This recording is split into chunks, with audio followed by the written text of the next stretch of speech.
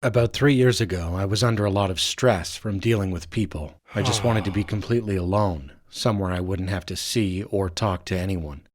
So I decided to go camping in a place where no one else would be around. After searching for a while, I finally found what seemed like the perfect spot. When the day came, I drove out and arrived deep in the forest. As soon as I got there, I started setting up my tent. Not long after, I heard a rustling sound behind me. Startled, I turned around, but there was no one there. After a moment of complete silence, I suddenly heard someone laughing from behind a tree. My heart dropped. "Who's there?" I yelled. Then I heard a quiet male voice reply. "I'm not telling you." I assumed it was just some weird guy messing with me, so I tried to stay polite. "I'm sorry, but I came out here to be alone today. If you're gonna mess around, please do it somewhere else." He didn't respond. He just stayed silent. I was annoyed by his strange behavior, but I figured he'd leave eventually, so I focused on finishing my tent. After I was done, I looked around to see if he was still there, but I couldn't tell. There were no sounds at all. So I sat down, watched some YouTube videos, and ate a simple canned meal. When night fell, I finally went into my tent and laid down to sleep. That's when I heard a voice. "Going to sleep now?" It was the same voice from earlier. Panicking, I jumped out of the tent and looked toward where the sound came from. It was the same tree the man had been hiding behind earlier. I could still hear him laughing. "Who are you? Have you been here this whole time?" I shouted. "I'm really good at hiding," he said quietly. At that point, I was convinced something was seriously wrong with this guy, and I lost my patience. "Hey, stop messing around and come out here!" I yelled. Suddenly, he sprinted to another tree and hid behind it. Then, everything went silent again. I was angry, but I had no idea what to do.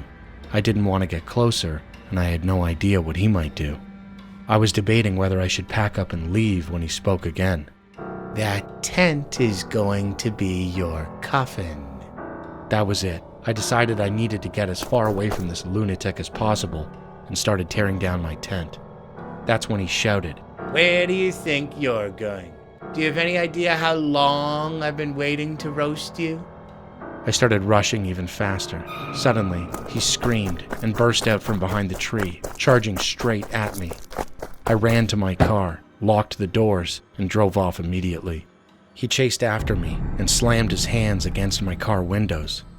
I might have been mistaken, but his hands looked enormous, at least twice the size of a normal person's. I barely remember the drive. I just got as far away as I could, called the police, and went straight home. I don't know what happened after that. All I know is that I wasn't hurt, and I'm grateful for that. But even now, whenever I think back to that night, my breathing starts to speed up. Hello, my name is Jacob, and I'm from County Wexford, Ireland. This happened when I was 9 years old. My father and I visited Loftus Hall, which is widely known as one of the most haunted mansions in Ireland.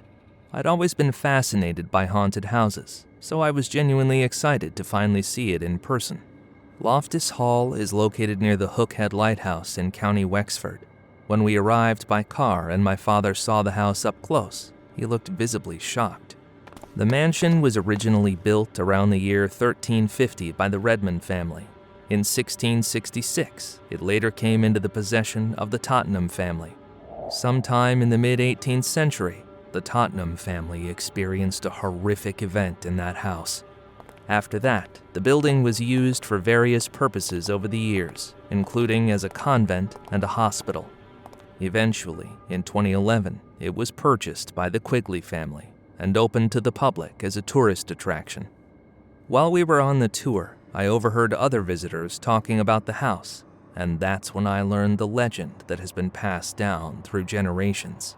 This is the story they told. It was a stormy night. The Tottenham family, who were living in the mansion at the time, were sitting down to dinner when they suddenly heard a knock at the door.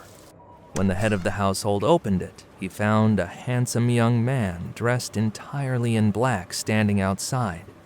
The family later referred to him as the Dark Stranger. They were a religious family, and they believed it would be unchristian to turn a stranger away, so they let him in and allowed him to stay. One of the daughters of the family, Anne Tottenham, who was believed to have been around 16 years old, became infatuated with him. One evening after dinner, the family and the dark stranger were playing cards together. At some point, one of the cards fell onto the floor. When Anne bent down to pick it up, she noticed something horrifying beneath the table. The dark stranger's feet were shaped like a goat's hooves. Anne immediately jumped up and shouted, "Your feet are split!" At that moment, the dark stranger burst into flames and shot up into the air and burst through the ceiling before vanishing into the night sky. A massive hole was left behind in the ceiling. According to legend, no matter how many times the family tried to repair it, the ceiling kept cracking.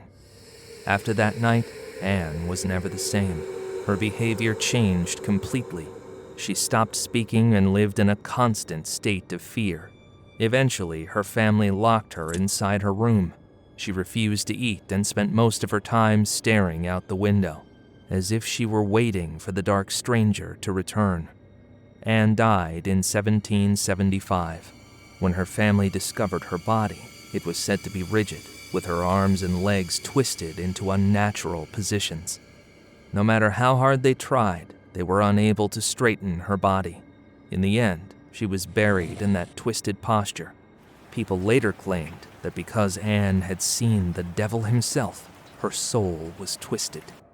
Over the years, those who entered her room reported hearing whispers and the sound of footsteps when no one else was there.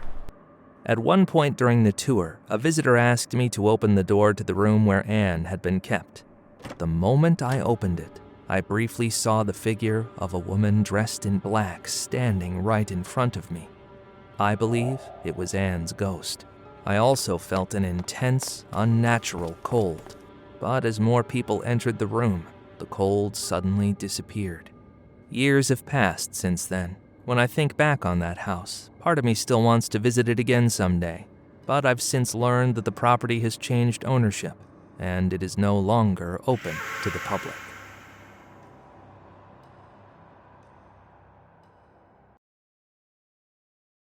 Around 2015, I was living in Tempe and working at a credit card company's call center. I worked the night shift, and I practically lived on coffee. I drank so much of it that my clothes always smelled like coffee. The job itself wasn't that hard. What really made it difficult was one of my coworkers, Amber. We were constantly on calls with no time for small talk. Tall cubicle walls separated each desk, so we couldn't even see each other's faces. Because of that, even though we worked together for over 6 months, we'd barely ever spoken. Then one day, I ran into her in the break room. She suddenly said to me, "I've explained this 3 times already. How do you still not understand?" I honestly thought I misheard her. "Excuse me?" She looked at me and added, "That's what I wanted to say to the customer I was just on the phone with. He was unbelievably frustrating." For a moment, I just stood there, confused. Then I started to feel irritated. I asked her why she was saying that to me. She didn't respond. She simply walked back to her desk, sat down, and started taking calls again as if nothing had happened. I decided I'd confront her after work. When my shift ended and I walked to the parking lot, I saw her standing there, waiting for me. I was surprised, but I kept a straight face and asked her why she had talked to me like that earlier. She smiled and said, "Oh, so it bothered you?" I didn't really have a choice. I had nowhere else to vent my anger. The customer wasn't in front of me, and breaking the monitor would have cost too much. As she spoke so calmly, my hands started to shake. This wasn't the usual caffeine jitters. It was fear and anger. I warned her very clearly never to speak to me like that again. Her expression changed instantly. Her eyes went cold. And then she said, I think I know what I should break next." The moment I saw her eyes, I understood. This was the kind of person you should never get close to. I ignored her and got into my car. She suddenly slipped off one of her heels and raised it, as if she were about to smash my window. I panicked, started the engine, and drove straight home. That night, I texted my team leader and told him everything. The next day, Amber was officially warned. After that, I avoided even making eye contact with her. Then one day, I heard she had quit. I felt relieved. But not long after that, when I finished work and walked to the parking lot, she was standing right next to my car. She positioned herself in front of the driver's door as if to block me from getting in. She said she wanted to apologize and asked if I'd get something to eat with her. Something felt very wrong, but against my better judgment, I agreed. We went to a nearby diner. As we ate, I realized she hadn't come to apologize at all. Her apology was brief and empty. The entire time she stared at me as if she might stab me with her fork at any moment. A forced smile stayed frozen on her face. When I finally got home, an overwhelming, unexplainable exhaustion washed over me. The next day, she was waiting for me in the parking lot again. Once again, she asked me to grab a bite with her. I told myself this would be the last time. While we were eating, she suddenly said, "There's something I've always wondered." "What is it?" I asked. "How do people live like that?" she said. "What do you mean?" "How does everyone manage to keep living while holding back the urge to kill someone?" she whispered. "They're so good at suppressing it, but I'm not anymore."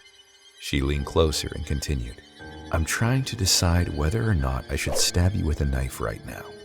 That was when I finally understood what she was. I looked straight into her eyes and said slowly, "You're not like most people, and honestly, I pity you.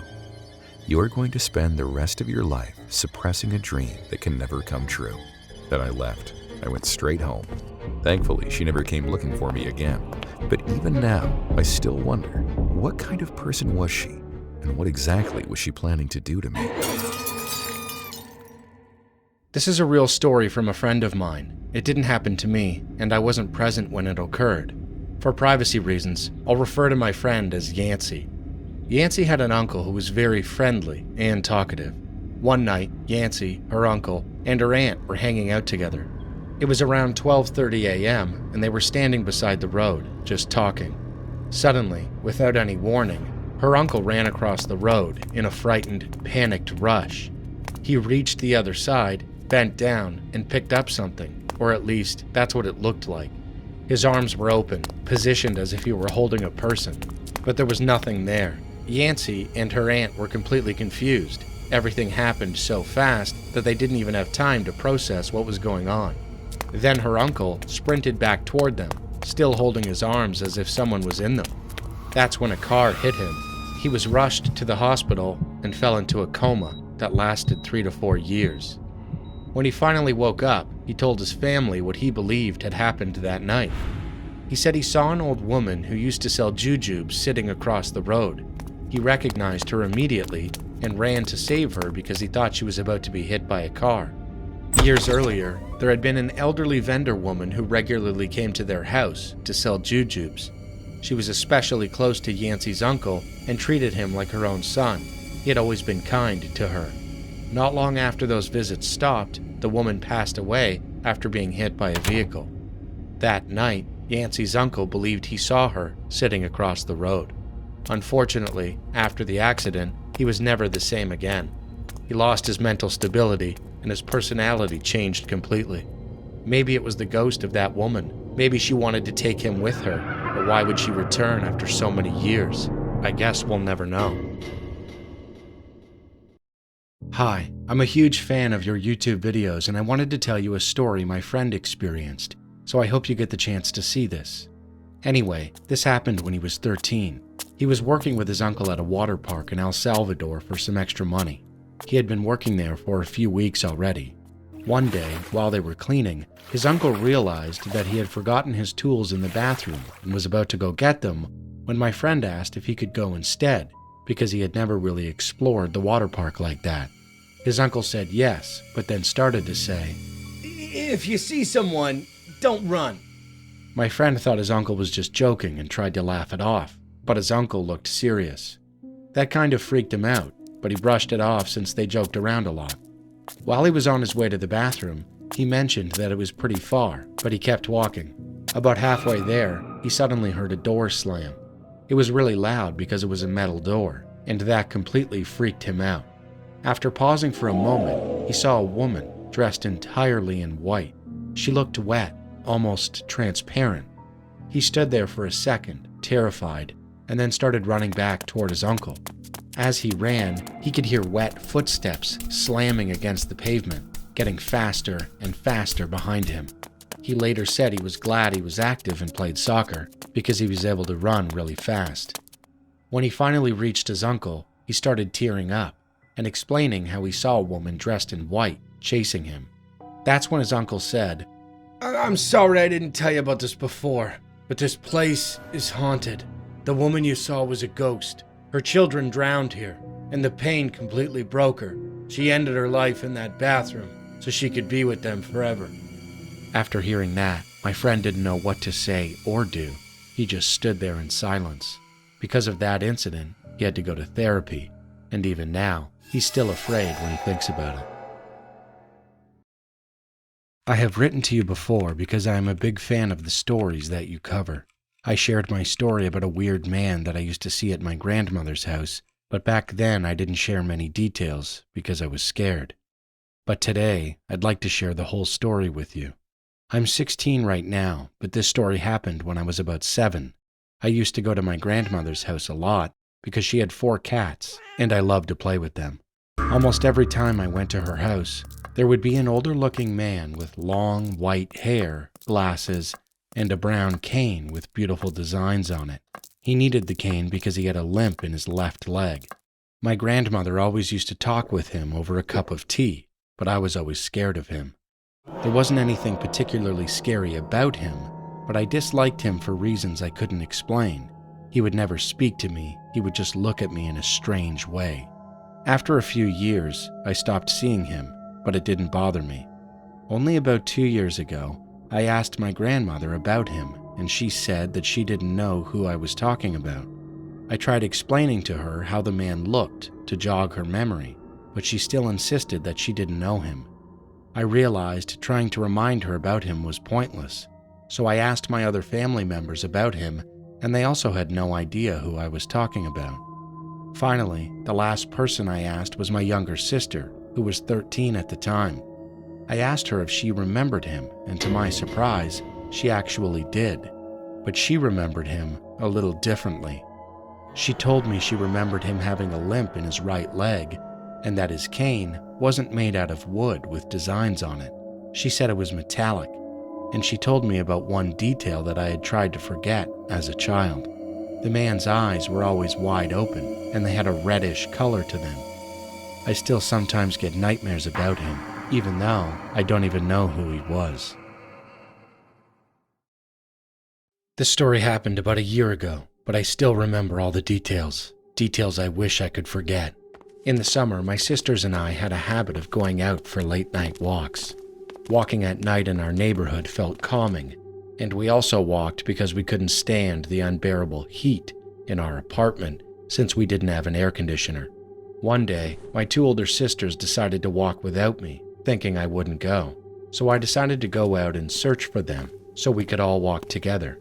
The neighborhood that night was very calm, almost too calm. There was a cold mist, and the wind whistled softly. When I realized I was a bit too far from my neighborhood, I decided to go home, thinking my sisters had gone back earlier that night. On my way home, however, I noticed a silhouette of a guy running toward me from not too far away. At first, he seemed like he was jogging, but my instincts told me to run as fast as I could. As I started running, the guy was already behind me, moving at a terrifying speed. I started to panic. Fortunately, I was close to my home. I didn't want to go there because that would have been a dangerous move, but I had no choice. The moment I reached the apartment, I felt a sense of relief.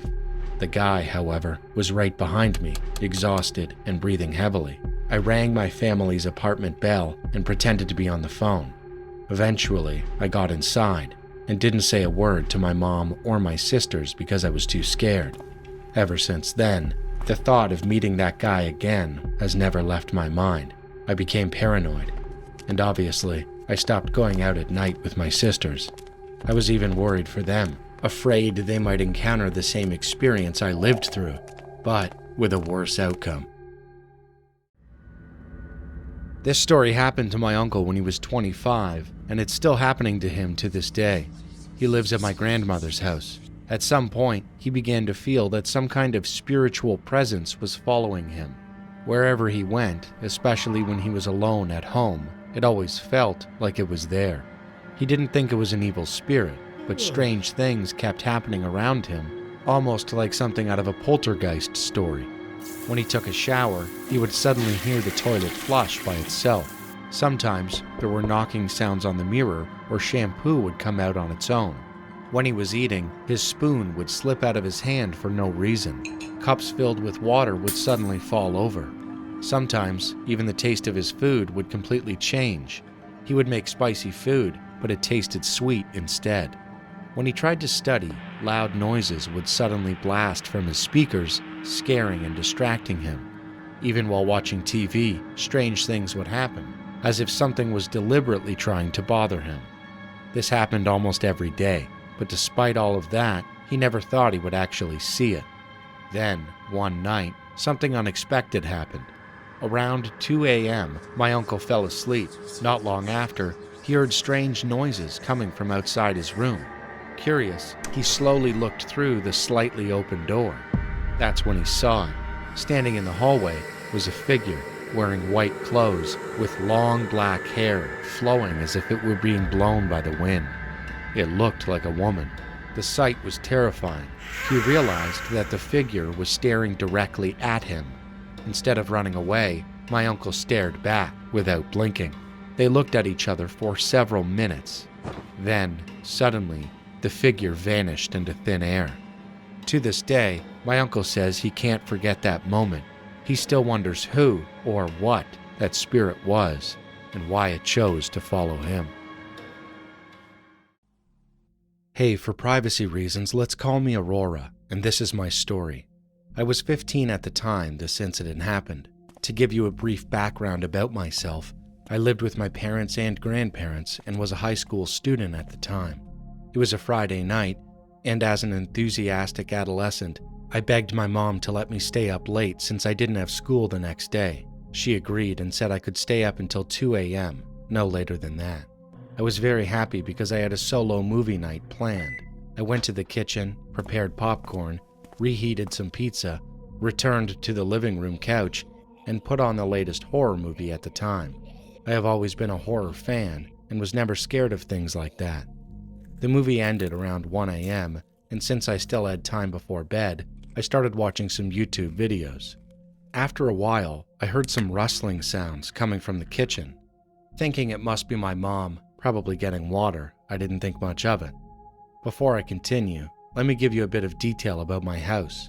My living room area was right after the main door, and the kitchen was right behind the sofa. It was a closed kitchen with a door-like entrance. Suddenly, I heard a faint voice calling my name. Thinking it was my mom calling for me, I turned around and noticed that the kitchen lights were off, which was odd considering my mom is very scared of darkness and things like that. Before I could think any further, I saw my mom's hand protruding from the entrance of the kitchen, gesturing for me to come to her. It was more like a faint shadow, but I could tell it was my mother because of the rings on her fingers. She loves wearing rings. Without thinking much, I set my laptop aside and stood up to go to her. As I reached the kitchen, I turned on the light, and to my utter shock, I saw the kitchen was empty. There was no one there. Then who gestured for me to come over, and who was calling my name? While I was still in shock, I suddenly heard a loud noise. It was my mom yelling my name from her room. I turned and saw her standing in the bedroom doorway, telling me that it was already 2 a.m. and that I needed to go to bed. Not wanting to scare her, I didn't say anything and went to bed. The next morning, I told her everything, and she was shocked as well. Trying not to scare me further, she brushed the topic off, but I could clearly see the unease on her face. 6 months later, we moved to a new apartment complex. I'm 22 now, and to this day, what happened that night remains a mystery. My name is Autumn, and I've had a few paranormal experiences in my life. This one happened several years ago when I was living in Longview. At the time, I often went to my boyfriend's grandparents' house with him. It was close to where I lived, and I really liked them. One day, he and I went there with 2 other friends. After we arrived, we all gathered around and downloaded a Ouija board app on my phone. We were really into paranormal stuff, and honestly, we weren't scared at all. We tried it a few times and came into contact with several spirits. 2 of them were far more specific than the others. The first spirit we encountered said her name was Peggy. We asked her simple questions, things like, how did you die, and are you trapped here? She claimed she had drowned in a swamp. Coincidentally, there was a filthy, trash-filled swamp directly behind my boyfriend's grandparents' house. One of our friends got scared and begged us to stop, saying she didn't want to hear anymore. We said goodbye to the spirit and tried the app a few more times, but this time, a spirit appeared that refused to give us its name. The friend who had been scared of Peggy started saying she had a really bad feeling about it. We all laughed it off, and just to mess with her, we asked the spirit, "Do you like us?"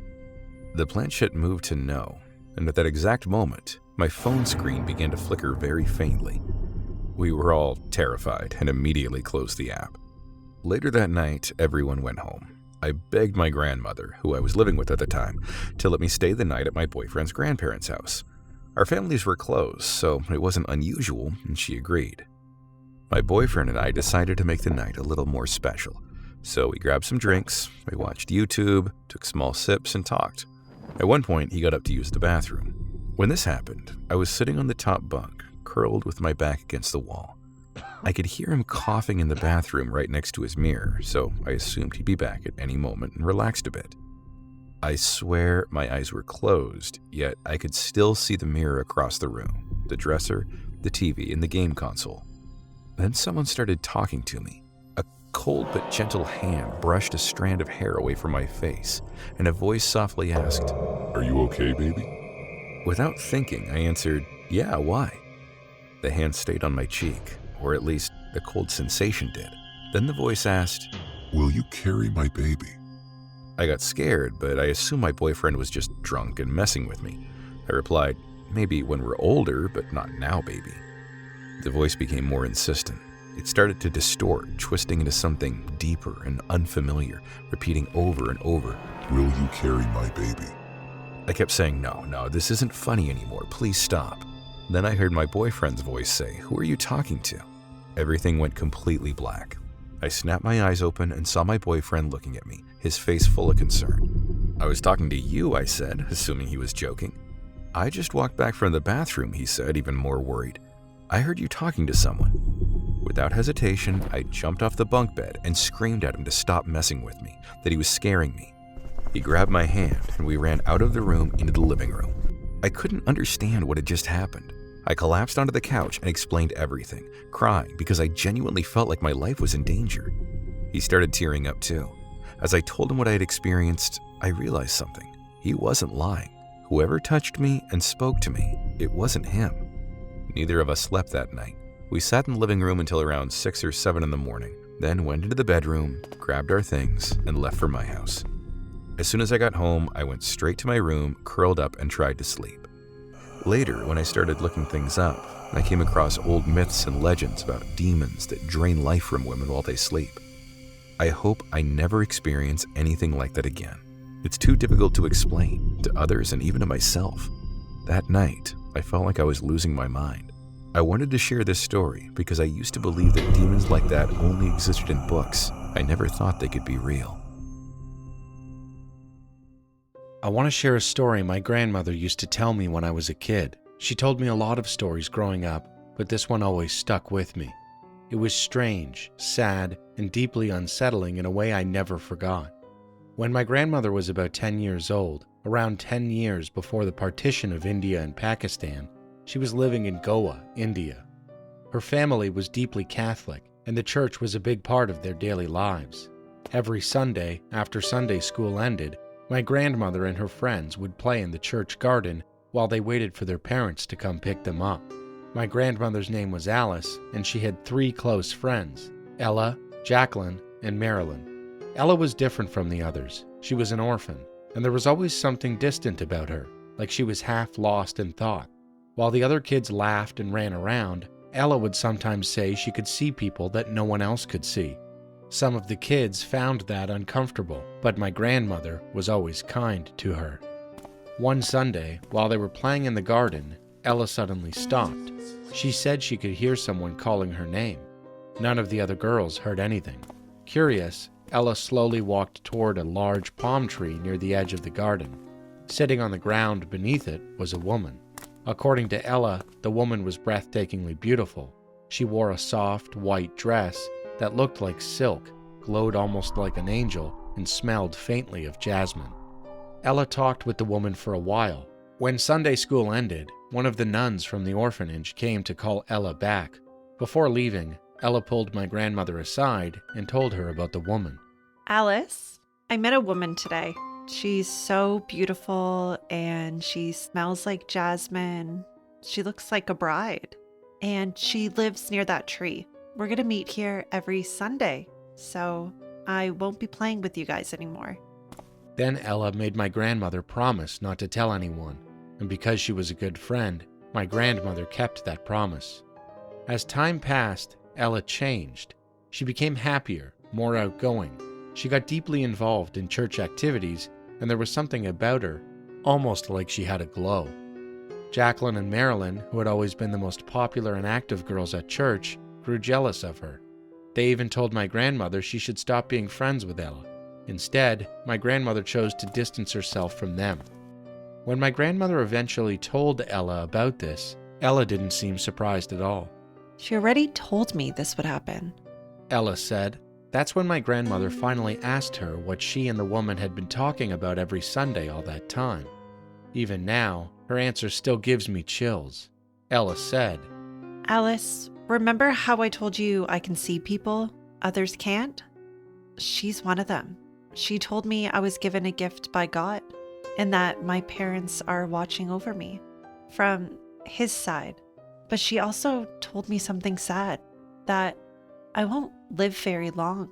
That's why I have to enjoy life and why we shouldn't stay too far apart. She told me to forgive Jacqueline and Marilyn. She said resentment only poisons our hearts. And whenever she hugs me, it feels warm, like being held by my mother. For years, my grandmother listened to Ella talk about the woman and the lessons that she learned from her. She didn't fully believe any of it, not until the war began. Ella passed away. Soon after, my grandmother's family fled and eventually moved to Pakistan. Even decades later, my grandmother never forgot Ella.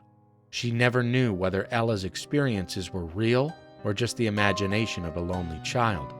But one thing was certain, that mysterious woman changed Ella's life. And even now, I sometimes think about this story and wonder, did Ella really see an angel? This happened when my mom was 7 years old. Back then, my mom and my grandmother often went into the forest to pick mushrooms and wild berries. They did it almost every week, and even now, they still go sometimes. One day, after collecting a lot, they were on their way back home. That's when my grandmother accidentally bumped into a man on the trail. They both apologized and went their separate ways. My mom noticed that the man had a strange, unpleasant smell, but she didn't think much of it. A little while later, the same man appeared again, and this time he was following them. He asked, "Are you here to pick mushrooms?" They both said yes. My grandmother replied, Yes, but we're heading home now. Then the man said, "Follow me. I know a place where there are a lot of mushrooms." At that moment, my grandmother felt a chill run down her spine. She told him they needed to go home quickly. My mom was tired too and just wanted to leave. But the man wouldn't stop. He kept insisting that they follow him, again and again. Finally, they started running, and he ran after them. When they were almost out of the forest, the man suddenly stopped. He just stood there, staring at them, with a strange, unreadable expression. They ran all the way home. About 3 days later, my mom and grandmother went back to the forest to pick more mushrooms. This time, they took a different path. As soon as they entered, they saw several police cars. It looked like a crime scene. Later, they found out that it really was one. A police officer approached them and asked if they had seen anything suspicious. My grandmother told him about the man who had followed them. The officer then showed her a photo and asked, "Is this the man? He's our main suspect." My grandmother froze. It was him, the same creepy man who had chased them. She was absolutely sure. She asked the officer, What happened? What did he do? The officer told her that a young woman had been brutally murdered in the forest. My grandmother was terrified. My mom started crying uncontrollably. A few weeks later, a letter arrived at their house. Because they were witnesses, my grandmother was summoned to court. She testified about what she had seen. In the end, the man was found guilty of murder and sentenced to life in prison. About a week later, news came out that he had confessed. He admitted that he had killed 2 other women. The girl in the forest wasn't his only victim. After that, my mom and grandmother felt relieved. They slowly began going back to the forest again. But 4 years later, something else happened. There was a prison break in the area. Rumors spread that about 7 inmates had escaped, including him. After hearing that, they were too scared to ever return. They never went back to that forest again. Sometimes I still think about what could have happened to them. What if they had followed him to get more mushrooms?